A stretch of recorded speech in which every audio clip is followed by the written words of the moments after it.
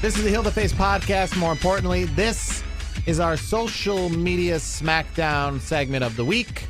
Social media, that's where you'll find us as in Brandon Clements on Twitter at Icebreaker21. Myself, Jared, just Jared Wicks, that's where I am on Twitter, and the program, that's on Twitter as well. So without further ado, let's get to our Twitter question of the week.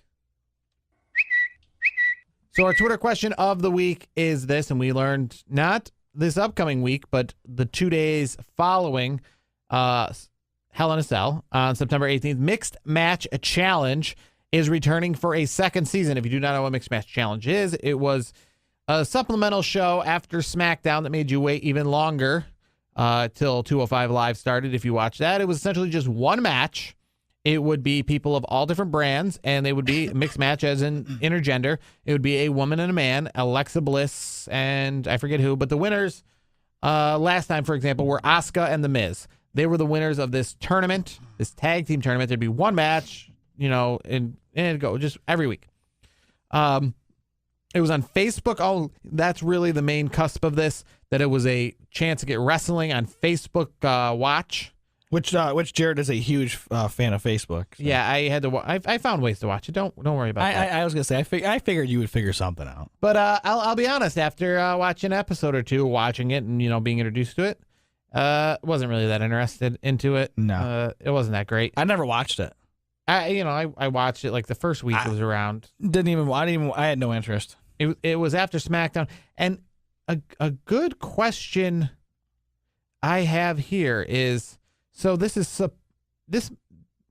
unrelated to the question we asked, but they're supposed to have a pre-show on Facebook Watch that's going to start at 9:50. I know that you can watch Facebook stuff and actual television at the same time, but what are you doing having a pre-show at 9:50 during essentially your main event of SmackDown? That makes no sense. Like, who's going to watch that? I'm not going to be like, it. I mean, main event. Oh, let me go watch the pre-show for Mixed Match. No, not doing it. No. Who is going to watch that? Not me. Yeah. I haven't watched it anyway. Why would you put something on against your own program, let alone something that's not even that interesting? Hence, Mixed Match Challenge is on against nothing, and I sometimes don't watch it. But if you put it up against Raw, I mean, there's not a doubt. Sorry, I'm not gonna I'm not gonna tune out when the Undertaker's on. I'm not gonna tune on the last 10 minutes of SmackDown. If there's SmackDown's 2 hours, and you took a percentage about how often I watch like each 10-minute segment, if I watched any of SmackDown, that last 10 minutes is like 100% of the time. The first 10 minutes is probably pretty high too, and then in between is like anywhere from flipping around. But the first 10 minutes and the last 10 minutes are the most watched parts of Raw, SmackDown, pay-per-views, regardless. Those are the most watched, so it's kind of stupid you would put something up against that. But regardless, makes no sense.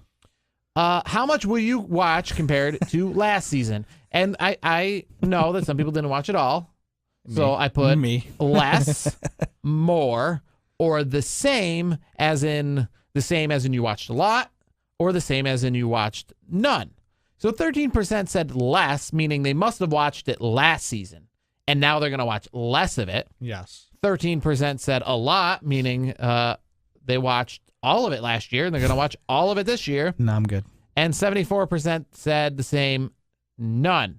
Nobody said they're going to watch more of it, meaning last year didn't entice anyone in our vote to want to watch more, meaning they watched like 6 weeks and were like, damn, I should have caught on sooner. Like, how sometimes you catch a show in like the third episode and you're like, next season I'm watching right from the get-go. I watched Fargo. Somebody told me about Fargo. I missed like the first season of that show, but because I went back and watched it, come the second season, I was ready to go watching it from day one. Mm-hmm.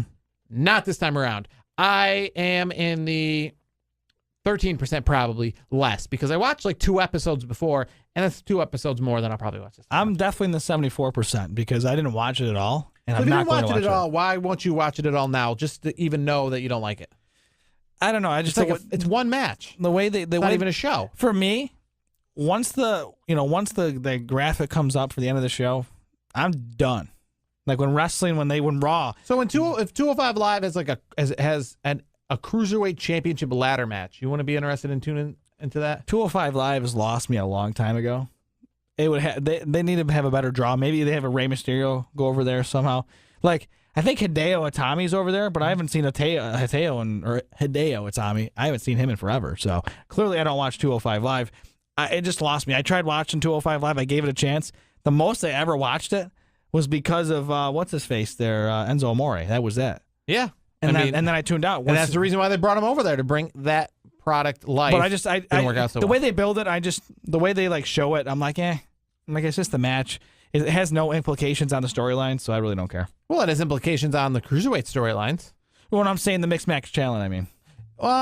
Yeah, you're right when it comes to that. You're right. It has no implication on the storyline, but that's why I don't like going to live. That's why my personal preference is I don't like when I have a lot of friends. That's great. They love wrestling, and I love wrestling a lot. We wouldn't be doing a podcast if we didn't love wrestling. Mm-hmm. I just don't go to the live events because to me there's no storylines. It's just watching them perform.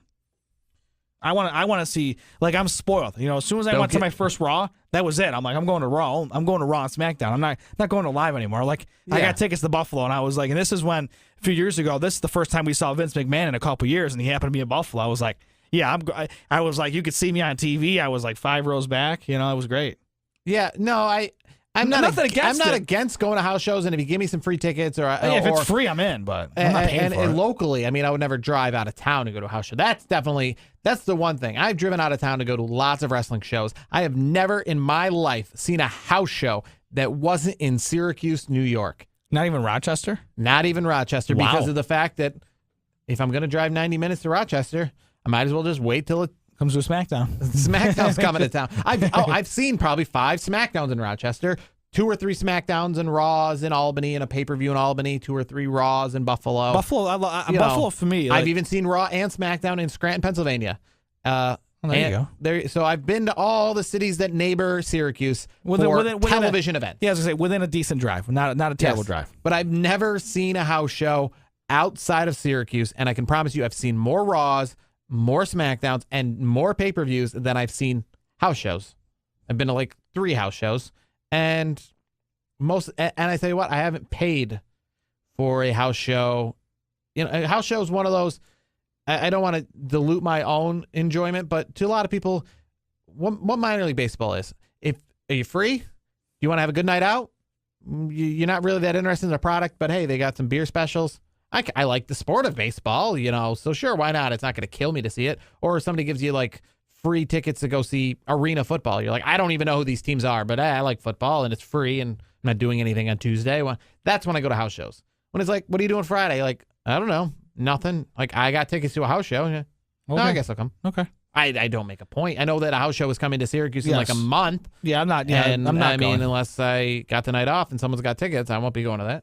Yeah, I was gonna say I know my father's gonna be going because the nice thing that WWE does for vets is vets get 1 free ticket, and every time Syracuse has the event, my dad goes because he gets really good seats for free. So that's why he's a that's the thing. He's a big wrestling fan. The one thing about house shows, to not get off topic too much, is the prices. Obviously, the prices are really cheap for nosebleed seats, but they still charge people, and I don't even know who does this. If you're one of these people, who pays $120 to go to a house show? I understand you're sitting 2 rows from the ring, or sometimes you might even see a ringside, but I would never pay over $40 to go to a house show. I probably still want to pay that, but no. I understand that some people can't get out. They don't have cars. They don't have the ability to, but people, ringside seats are still in the hundreds of dollars. Yeah, I wouldn't pay for it. It's cool where for my father, being WWE is very supportive of the troops. Obviously, we have the the tribute to the troops. So for my dad, he gets 5th row ringside for free. If he was able to get an extra ticket, I'd say, all right, Pops, I'll go with you.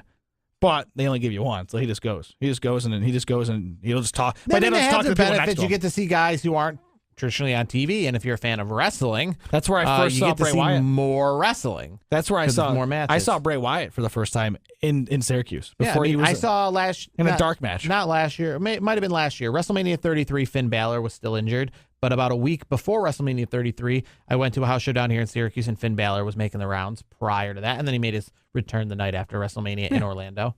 Mm-hmm. So they got benefits, but the point of the matter is, if there's no storyline, like you're saying, the Mixed Match Challenge, it's interesting because it's a match that you don't typically see. The intergender tag team matches seem to be few and far between. So it is unique, and it's unique that it's a tournament and it's not just exhibition matches. No storyline, no interest. That's how I look at it. So that's WWE. What you need to do if you want more people to watch this, incorporate this into some sort of storyline. That could lead to pay-per-view matches down the road. Absolutely. All right, so pretty much nobody's going to be watching the Mixed Match Challenge. I think we can pretty much. Yeah, I think that's I think we can settle that. So let's get to our tweet of the week. I'll start with my tweet of the week. So this week I noticed, if you watch All In, Joey Janela. I wasn't too familiar with him, but apparently his gimmick in wrestling is kind of the porn nature.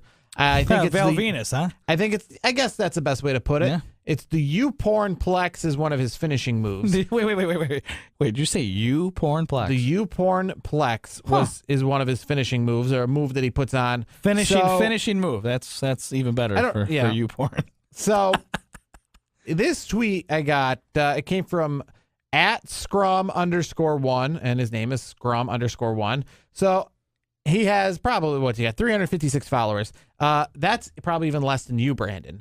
But how many followers does he have? 356. Yeah, I think he's got less than me.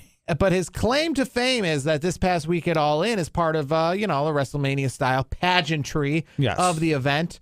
In a match that Janela had this past week, I just had it who he was facing. It wasn't Flip Gordon. It was Hangman Page. So at the end of the event, a bunch of people dressed up as blow-up penises came out and carted Hangman Page out of the ring, kind of crucifixion style, like Muhammad Hassan did to The Undertaker years ago, and that got him in trouble. So this guy, I don't even know how they identified him, because he was dressed as a penis, says he got his first piece of hate mail ever. It's already been liked by 1,100 people. And somebody sent him this hate mail. It says, I don't understand why you did this shit at the show Saturday at All In. The fact that you were involved in this makes me sick. The angle was stupid, and I couldn't enjoy the rest of the show because of that bullshit. And you also made a diehard wrestling fan for 40 years named Adam Level to stop watching American wrestling, which is kind of funny because this is really actually, while it was American wrestling, this whole show was based off of a lot of people who were popular in Japan. So we probably should stop watching New Japan wrestling too, because I have a feeling this character and the people he was fighting are going to be showing up there pretty soon. He now only watches AJPW. I'm guessing that's New Japan. AJPW? Maybe that's... Is it All Japan Wrestling? Maybe. And Stardom, because he's an old school wrestling fan. I will never be a fan of Joey Ryan. Joey Ryan, who was also on the event, that's kind of his gimmick as well. I don't know if you've ever seen him, but I've seen him around Ring of Honor. I've seen him actually independent. He's kind of like the all ladies man. He's the one. He's kind of a bigger build. He always has his shirt undone. He's got a very hairy chest. Sunglasses on, kind of thing. So he's kind of like a modern day Val Venus. Okay. He's like more like a modern day Razor Ramon. Razor Martel, Razor Ramon, Rick Martel kind of mix. Okay. So I'll never be a fan of Joey Ryan because he's so effing stupid. I hope you're really proud of yourself, and you probably destroyed the possibility of dating women in the future. So this gentleman here, as I mentioned, that's my tweet of the week. His first piece of hate mail came in a direct message. So Scrum_1, his claim to fame this past week was dressed as being a penis in front of 10,000 plus people. And that's his new background as well, his dressing up as a penis and taking out Hangman Page from the ring. Nice. But good. So if anything, this piece of hate mail actually is now his new claim to fame, because despite having only 356 followers, this piece of hate mail that he has put out there has now gotten him 1,100 likes. I assume that he probably pins this pretty soon. Yeah, I would assume so. That's what people do. So that's my tweet of the week from one of the penises this past week at All In. I'll make mine quick. We kind of touched on it earlier talking about Undertaker on Raw this past week, which was in Ohio, by the way. Yeah, why can't they say the name of the arena? And the arena has its own name. I understand they weren't at the Nationwide Arena in downtown Columbus. They were on the campus of Ohio, which has their own arena. It used to be like the Value Center. Yes. Now it's like the Scholstein Center. But why do they have to keep saying on the campus of? Just say. I think that's what the reason why they want to. I don't know. Maybe they want to, say hey to the Ohio State audience, the Ohio State University. Yeah, they never mentioned the name of the arena. That was just strange to me. Yeah, that was now. Since it was in Ohio and it was on a Monday Night Raw, it wasn't like a big money show. I have to go back to the well at WWE Creative Humor-ish or WWE Creative _ish. I haven't done that. I haven't used them in a while. The tweet they had this week was, Australia is paying us, meaning WWE, a ton of money because we convinced The Undertaker to go to Ohio for Raw. Yeah. It's so true. Like, it was just a surprise. Australia's obviously backing up the truck because to get Undertaker to do anything, you have to pay him a shit ton of money. Overall, I wasn't surprised, I guess, because of the event that Undertaker made an appearance before, but I guess I was just surprised because WWE did a Monday Night Raw thing like they used to be doing in the 90s where people would just show up, and that was the fun of the show. Mm-hmm. It wasn't like, in 2 weeks, The Undertaker's going to come for a segment where he's going to come out and do nothing. Face. Yeah, and it was actually an interesting segment. It was unique to, it wasn't just him coming out and cutting a promo of like, Triple H, rest in peace. It was much better than what he did at Raw 25. Where he came out, he's like, Raw 25, a lot of memories, rest in peace. Like, whatever he did. Something ridiculous. That was better, what we just saw. Yeah, it actually seemed like because they're trying to actually build this match. I thought to actually have a build to it, to have some sort of backing behind it. What I thought was going to happen was Undertaker was going to provoke Shawn. Mm-hmm. Shawn attacks Undertaker. Taker takes him out. And it builds up this feud like Undertaker took out Triple H's best friend. That's where I was. I thought it might go there. Either way, it was still good. It was interesting. I enjoyed it. One final takeaway from Raw this past week, if we're talking about right now, Elias, man, he just killed it. Elias is the man. And then Alexa Bliss came out and just added right to it. That was awesome. Elias, hey, I've been an Elias fan for a long time, so I'm glad to see he's getting his run. He'll be a champion soon. If he's not a champion, you know what he's doing is just awesome. It's and whenever he's on, I don't need to see him wrestle. He's just that perfect, fantastic middle of the show entertainment. Absolutely, breaks up the show. All right, that's it for the social media Smackdown of the week. If you're watching us on YouTube, make sure to subscribe and look out for our other video where we talked all about Raw and All In.